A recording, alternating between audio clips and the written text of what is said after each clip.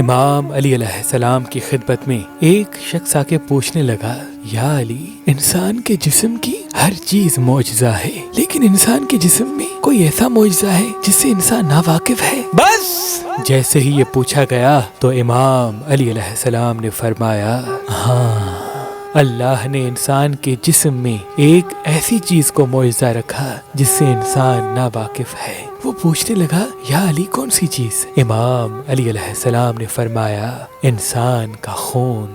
یاد رکھنا، اللہ نے انسان کے خون میں انسان کے علم اور تجربات کو محفوظ رکھا، جو انسان اپنی آنے والی نسل کو وراثت میں دیتا جاتا ہے تاکہ آنے والی نسل پچھلی نسل سے زیادہ ترقی کر سکے۔ میں نے اللہ کے رسول سے سنا کہ جیسے جیسے زمانہ آگے چلتا جائے گا، آنے والی نسل پچھلی نسل سے زیادہ ترقی یافتہ ہوگی، کیونکہ ان کو علم اپنے والدین کے خون سے وراثت میں ملا ہے۔ ان کے پاس وہ تجربات بھی ہوں گے جو وہ سیکھتے ہیں، اور وہ تجربات بھی جو ان کے والدین نے سیکھی۔ تبھی اللہ نے یہ چاہا کہ آنے والی نسل پچھلی نسل کا احترام کرتی رہے، کیونکہ آج وہ جہاں بھی ہیں ان میں کہیں نہ کہیں ان کے والدین کے تجربات اور علم شامل ہے۔